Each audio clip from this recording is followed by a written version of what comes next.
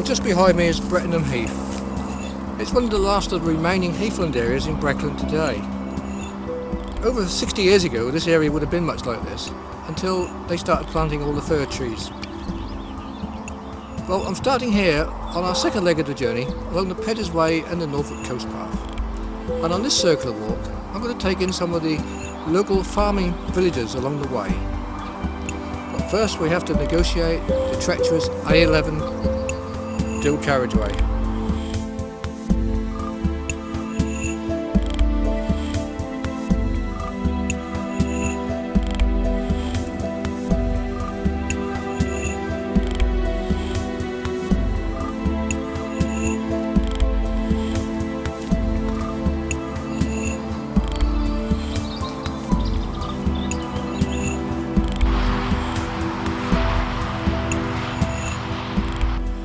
Well, we're successfully crossed over the A11 dual carriageway, and just ahead of us is a railway crossing. Now you could go through the little gates across the crossing, or if you turn right there's a little tunnel underneath. I don't know what I'm going to take yet, but I'll see when I get there.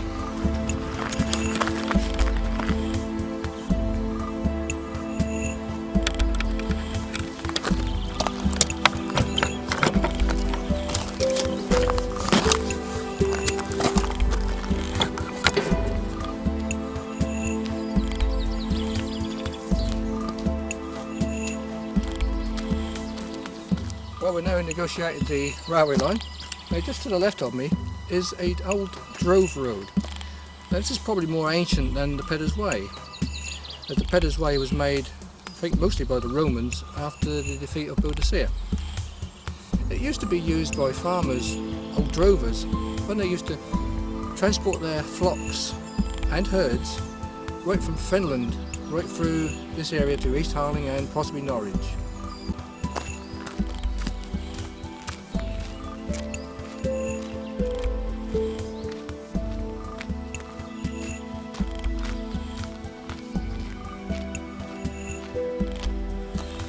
Well, no one knows exactly how old the Peddars Way route is.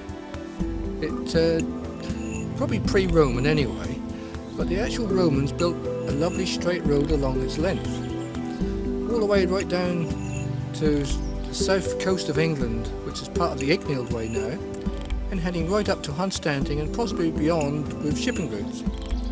But this area here is following as closely to the original route as possible.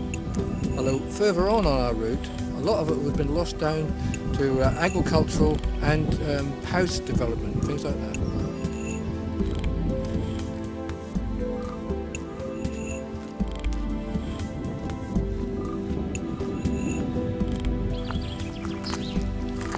Well, most along this route, we've got these massive Corsican pines. This is a Thetford tree factory at its best.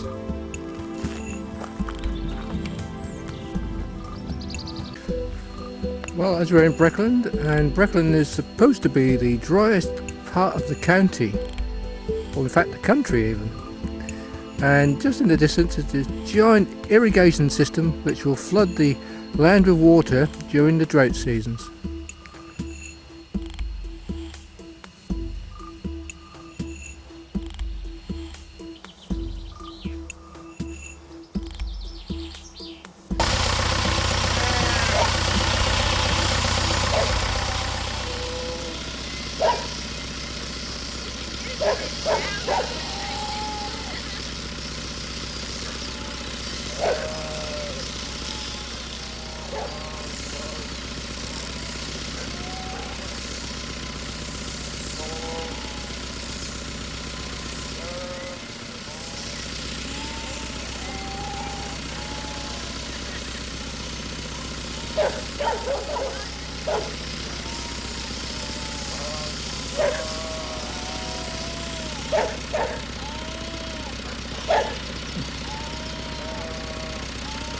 Well, the Peddars Way now goes parallel with an old railway line which used to link Thetford and Wretham to the outside world. Unfortunately it's all derelict now and a lot of it is took over with arable land. I'm just going to have a look over the top of this bridge here, see what's down the other side.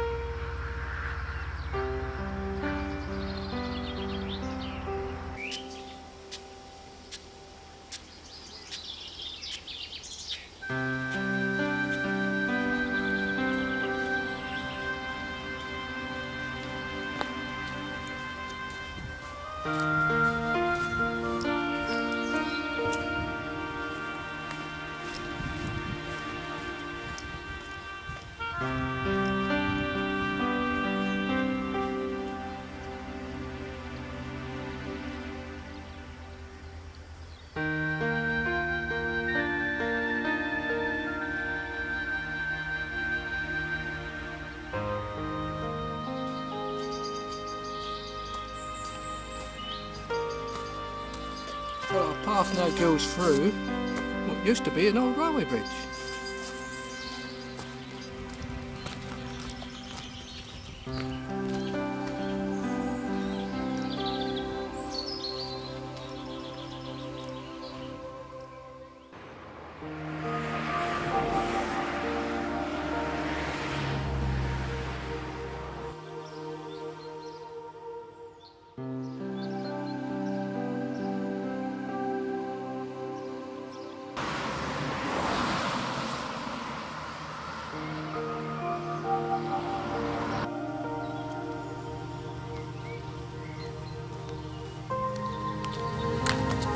Well, our route's now continued on a metal surfaced road as we just left Wretham.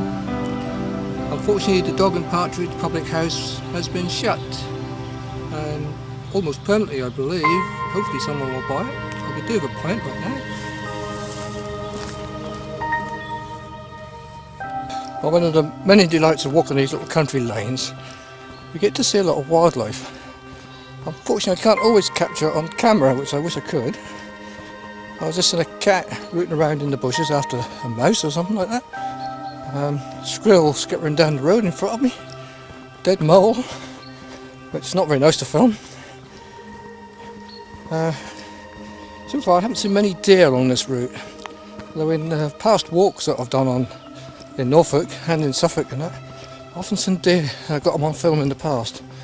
But hopefully I'll catch them on this Peddars Way walk eventually anyway.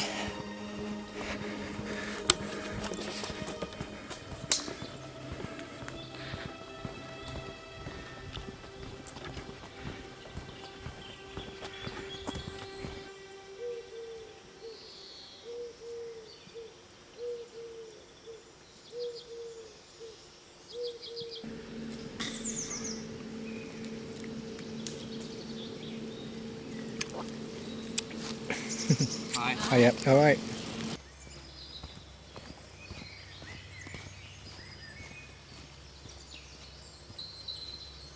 This little area is called Galley Hill. And unfortunately this is where we're going to leave the Peddars Way for now. We'll rejoin it again later on our next visit, where we'll be walking the Great Eastern Pingo Trail in search of the elusive pingos. But for now we'll head on towards the farmyard village of Illington and some more metalled roads.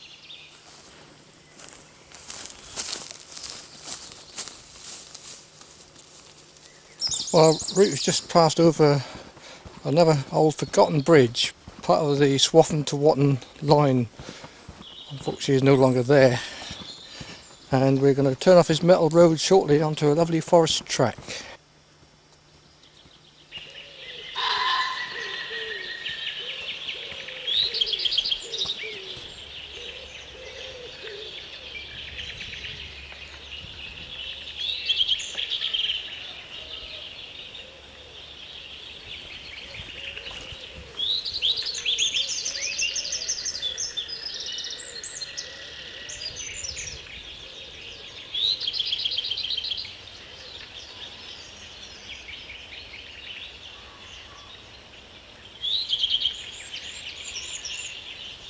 Well, just look at this down here. This is what us walkers have to put up with, and country lovers. Builders rubbish.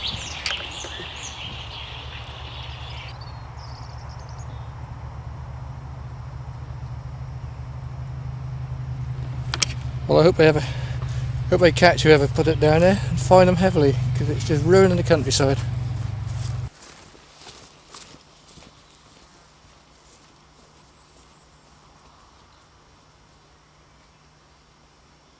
Well, we're just headed across another main road, and we're now walking through some delightful little pine trees. Now these are fairly young trees because they're not very tall yet. You can smell the pine in the air. It's beautiful.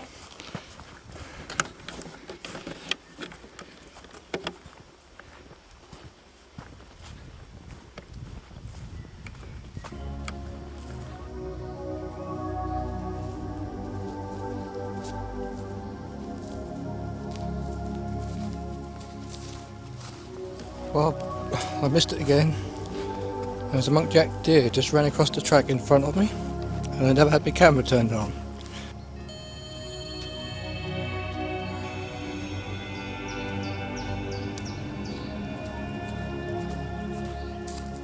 Well, our path is now zigzagged onto this lovely arable land farm track, and we're now leaving the forestry area, and we're now heading towards the farmyard village of Illington.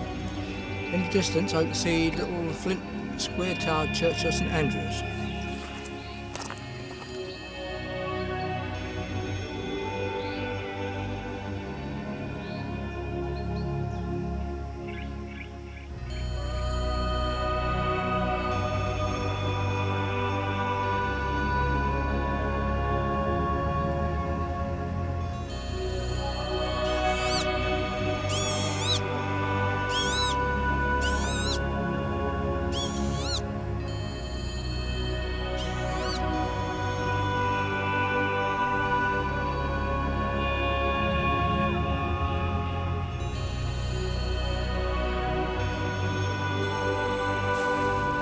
Right, it's just left the little farmyard village of Illington, just a handful of houses there.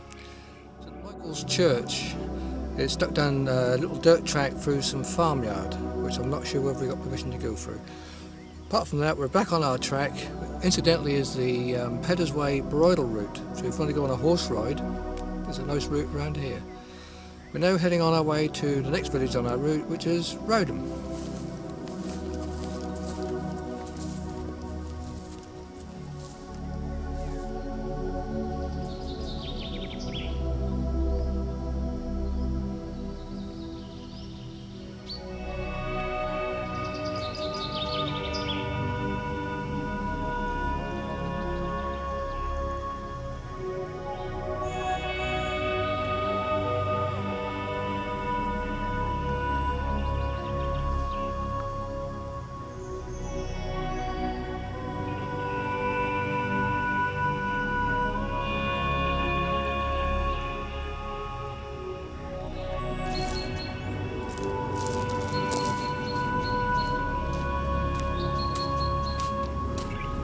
Well, that's quite an ancient oak tree behind me, and it's standing right beside this track, which incidentally is part of the Hereward Way. This is another long distance track which starts from East Harling Station and goes all the way across Fenland to Rutland Water, taking in some of the places associated with King Hereward. A lovely route to follow if I had a guidebook. However, we'll continue on our circular route, heading back underneath the A11 towards Roudham.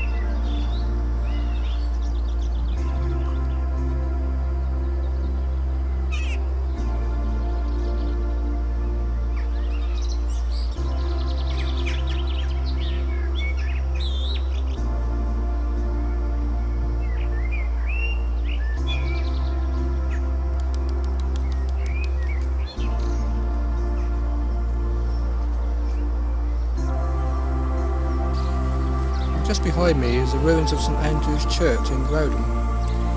Unfortunately, back in 1736, when workmen were repairing the roof, the thatch roof, one of them unfortunately knocked some ashes off his pipe into the thatch, which apparently set fire to the roof.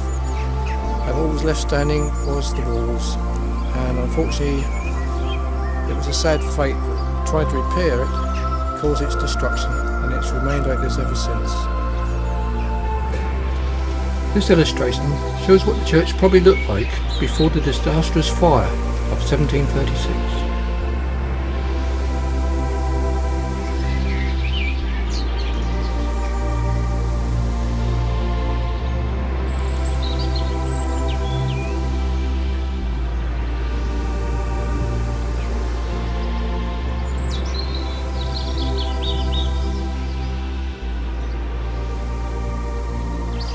This illustration shows what the medieval village of Roudham may have looked like back in 1300. Well, these little interpretation boards in here are really an ideal way to understand this area of Roudham, from its early heyday as a medieval village to how it is now, just a small farmyard village. Unfortunately, the Black Death killed a lot of its population off.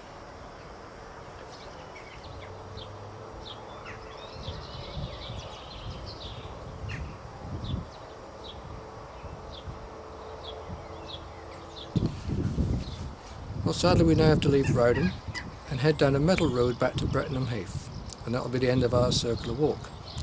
We'll begin our next section of our Peddars Way and Norfolk Coast Path route when we walk the Great Eastern Pingo Trail. See you then.